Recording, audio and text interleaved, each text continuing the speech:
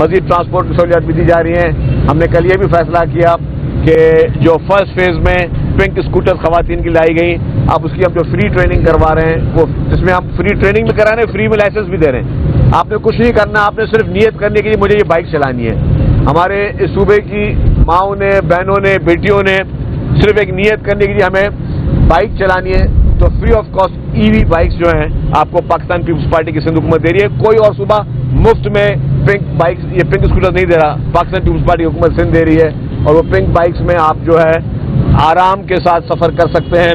आपको फ्री में ट्रेनिंग दी जा रही है, आपके ड्राइविंग लाइसेंस के पैसे भी हुकूमत सिंध भर रही है, और बड़ी बात यह कि आपको मुफ्त में दी जा रही है। तो अब हमने डिविजनल हेडक्वार्टर में सारी ट्रेनिंग का प्रोग्राम बना लिया, फौरी तौर पर वो शुरू करने जा रहे हैं, उससे लोगों को फायदा होगा।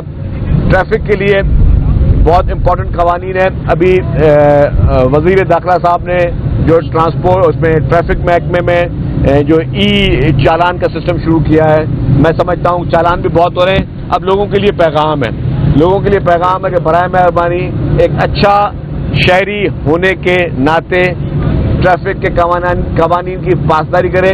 हुकूमत आपसे चालान के पैसे नहीं चाहती, हुकूमत का मकसद चालान करना नहीं है, हुकूमत का मकसद आपसे पैसे लेना नहीं है। हुकूमत का मकसद है कि आप अपने ट्रैफिक कवानीन की पासदारी करें ताकि 1 रुपया भी चालान ना मिले, 1 रुपये का भी चालान ना हो।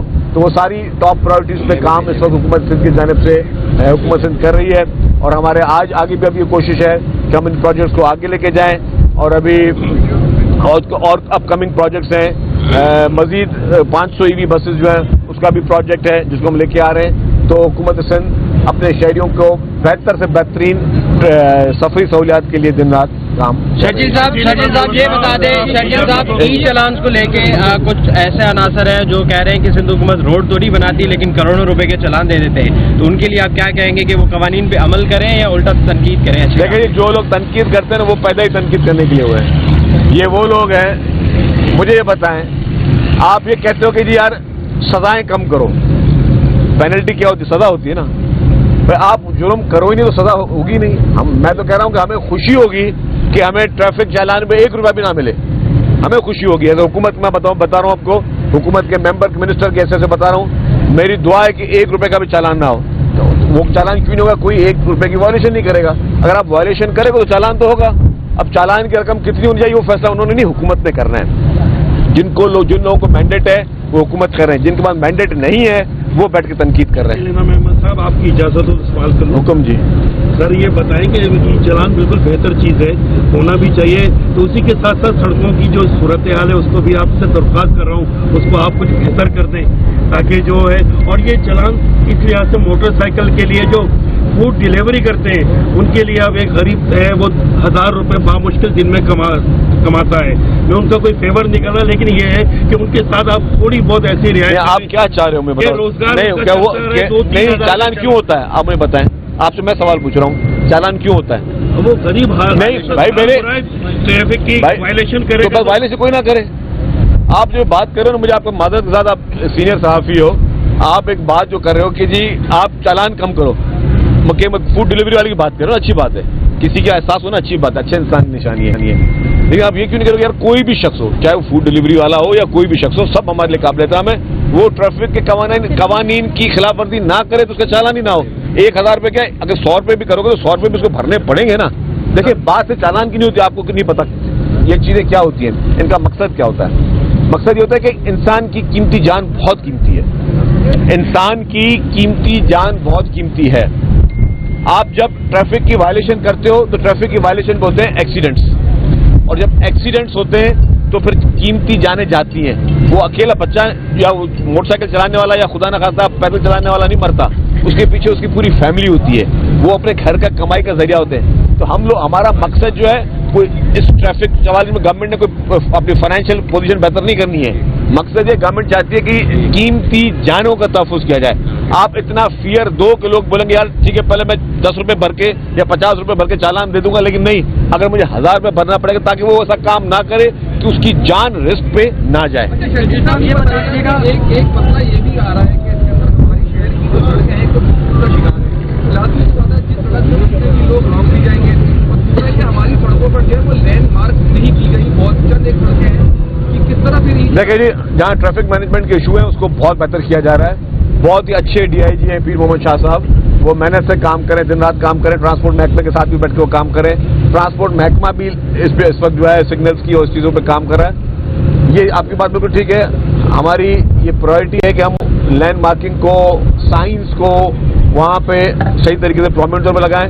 जहाँ पे सड़कों की आपने बात की, सड़कों पे काम चल रहा है, यस यहाँ पे चैलेंजेस हैं, लेकिन बहुत रैपिडली जो है वो बल्दिया उस्मा कराची जो है मेयर साहब वो काम कर रहे हैं। अभी लोकल गवर्नमेंट महकमा भी उस पर काम कर रहा है। चल रहा है कि इलेक्ट्रिक और बीआरटी कॉन्ट्रैक्टर का, उसकी वजह से पोल का मसला है और वो पोल चेंज नहीं हो रहा, उस पर झगड़ा चल रहा है, जिसकी वजह से 2 दिन से कम्युनिटी एरिया कैनान टाउन की लाइट नहीं है सर। अच्छा वो ये मैटर चल रहा था, कोर्ट ने डिसाइड कर दिया, अब मैटर रिजॉल्व हो गया। सर आपने आई वर्क फॉर सिंध एक एप्लीकेशन आपने लॉन्च की थी, फिर उसके साथ साथ सिंध पब्लिक सर्विस कमीशन की भी एक एप्लीकेशन जो है वो ऑलरेडी आपने लॉन्च की है सर। गुज़िश्ता रोज आपने एक और सिंध जॉब पोर्टल के हवाले से एक एप्लीकेशन लॉन्च कर दी सर। ये सारे फंक्शन तो उन तमाम तर एप्लीकेशन में थे, सिर्फ सिंध डिस्ट्रिक्ट सर्विस को इसमें एम्बेड किया गया, तो उसकी क्या जरूरत? अच्छा मैं आपको बताऊं, देखिए जी, आई वर्क फॉर सिंध जो है वो इंफॉर्मेशन डिपार्टमेंट ने एक ऐप बनाई जिसका इनॉग्रेशन चेयरमैन बिलावल भुट्टो ज़रदारी साहब ने की, और बाकी जितने कल एक जो जॉब पोर्टल था उसका भी चीफ मिनिस्टर साहब ने इनॉग्रेशन की। इन सबको आपस में इंटरलिंक किया जा रहा है। आई वर्क फॉर सिंध में सरकारी नौकरियों के साथ साथ प्राइवेट जॉब्स भी हैं। अगर आपको रोजगार की तलाश है तो आप जाके अपनी CV जाकर पोस्ट करें या आप अपनी जॉब ढूंढें, तो आपको सरकारी ऑप्शंस भी मिलेंगे, आपको प्राइवेट ऑप्शंस भी मिलेंगे। जो कल चीफ मिनिस्टर साहब ने किया वो गवर्नमेंट का जॉब्स का पोर्टल है, और उसमें जिन जिन लोगों ने टेस्ट पास किए हुए हैं वही अपना स्कोर डालेंगे और फिर उनको पता चले कहाँ कहाँ पे जॉब अवेलेबल है। तो उसमें थोड़ा फंक्शन का फर्क है, लेकिन इसकी इंटरकनेक्टिविटी आपस में है। ये बताइएगा, ये इंफ्रास्ट्रक्चर बन रहा है, माशाल्लाह अच्छी बात है बन रहा है, लेकिन पिछले कई सालों से गिरोंची हमारे एक बड़ा इशू बने हुए हैं। कोई भी इंफ्रास्ट्रक्चर हो वो छोड़ रहे नहीं है, बराबर में जामसादी पूरी तरह दीवारें वो भी शॉर्ट हो। हिफाजत के लिए क्या मतलब होगा, आप बना तो रहे हैं? देखिए जी, ये चैलेंज है यहाँ पे। मैं मानता हूँ कि इलीगल इमिग्रेंट जो हमारे अफगानी बहुत ज़्यादा यहाँ पे उसमें इन्वॉल्व पाए गए, इस तरह की कार्रवाई में उनके खिलाफ एक्शन हो रहे हैं। इलीगल इमिग्रेंट्स को निकाला भी जा रहा है कि इलीगल इमिग्रेंट वैसे भी नहीं रह सकते, और पूरी दुनिया में कहीं पे इलीगल इमिग्रेंट्स को नहीं रहने दिया जाता। हमारे पास जितने भी इलीगल अफगानी बैठे हैं मुझे और बहुत ज़्यादा नज़र आते हैं हर जगह जगह पे, तो उसके लिए हुकूमत जो है वो बहुत सख्त एक्शन भी ले रही है, उनको डिपोर्ट भी किया जा रहा है। अच्छा सर, ये बता दें जिस जगह पे हम खड़े हैं, ये येलो लाइन प्रोजेक्ट के हवाले से इसकी बड़ी है, उसकी प्रोजेक्ट की क्या जो है वो प्रोग्रेस है, क्या अपडेट है? उसके अलावा रेड लाइन का भी थोड़ा सा अपडेट दे। जी जी, जहाँ तक आपने येलो लाइन की बात की, ये वर्ल्ड बैंक के इश्तराक के साथ करें। वर्ल्ड बैंक के इश्तराक में बहुत सारे प्रोजेक्ट्स में चले जा रहे हैं अल्हम्दुलिल्लाह। अच्छा आपने सवाल पूछा, इस येलो लाइन BRT पे जब भी मीटिंग होती है चीफ मिनिस्टर साहब के पास वर्ल्ड बैंक की, तो उसमें सेटिस्फैक्ट्री रिपोर्ट जो है वो आती है। सेटिस्फैक्ट्री रिपोर्ट का मतलब ये प्रोजेक्ट अपनी लाइन पे चल रहा है और बिल्कुल सेटिस्फाई इसकी रिपोर्ट है। उसकी रिपोर्ट धक्के क्यों दे रहे हो? बिलावल साहब ने 25 साल तक बेटा धक्का नहीं दो उनको, बेटा धक्का नहीं दो। अच्छा तो वो है रेड लाइन पे आज भी 2 बजे भी चीफ मिनिस्टर साहब की मीटिंग है, वहाँ पे इशूज थे क्योंकि रेट्स जो बढ़ गए थे तो उसका वो इशू चल रहा है।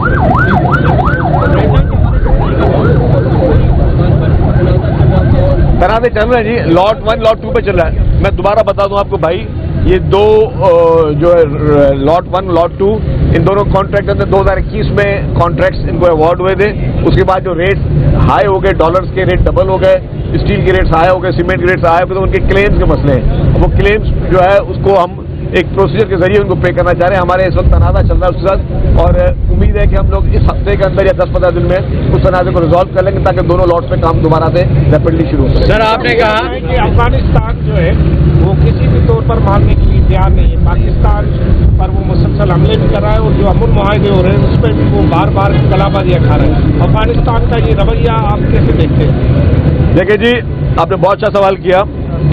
अफगानिस्तान जिसको हमेशा पाकिस्तान ने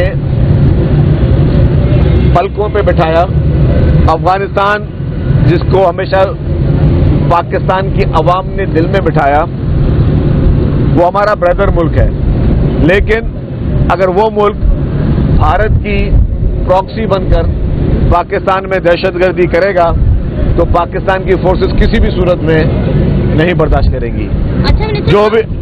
जो भी वहाँ पे दरअंदाजी वहाँ से हो रही है और वहाँ से जिस तरीके से भारत के कहने पे, क्योंकि भारत खुद तो लड़ नहीं सकता, भारत का तो आपने अशर देख लिया, जो अशर नशर हमारी पाकिस्तान की फोर्सेस ने किया, भारत खुद तो लड़ने के काबिल रहा नहीं। अब वो डरपोक भारत अपनी प्रॉक्सीज जो है वो अफगानिस्तान की हुकूमत के जरिए या अफगानिस्तान में मौजूद चंद लोगों के जरिए पाकिस्तान में तालिबान के जरिए वो दहशतगर्दी करवाना चाहता है, जिसको मुंह तोड़ जवाब पाकिस्तान ने दिया है।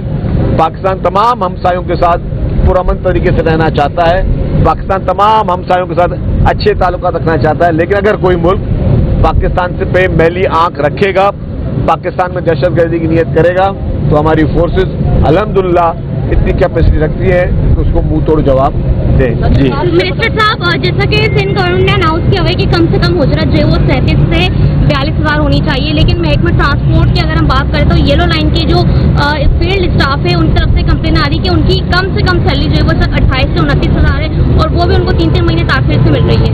देखिए जी, येलो लाइन की किसी भी स्टाफ को हुकूमत सिंध सैलरी नहीं देती, ऑरेंज लाइन की भी किसी भी स्टाफ को सिंध हुकूमत सैलरी नहीं देती। वहाँ पे मुख्तलिफ कॉम्पोनेंट्स जो आउटसोर्स किए हुए हैं, उसमें अगर आपकी कुछ शिकायत की जाए, हुकूमत की जिम्मेदारी जरूर है कि हम उसको उस पर एक्शन लें। हम देखेंगे कि उनको मिनिमम जो वेजेस वो मिलने चाहिए। सर, आपने कहा कराची में मजीद बसेस लाई जा रही हैं, तो कितनी बसेस आ रही हैं, कब आएंगी, कुछ तादाद बता दें। कराची में आपने कहा कि मजीद बसेस लाई जा रही हैं, कब आएंगी बसें, कितनी आएंगी कराची के लिए? कुछ कराची में जी बसेस जो हैं वो अब समझे हर महीने की बुनियाद पर जो है बसेस की ट्रांच आ रही है, बसेस को लेकर आएंगे।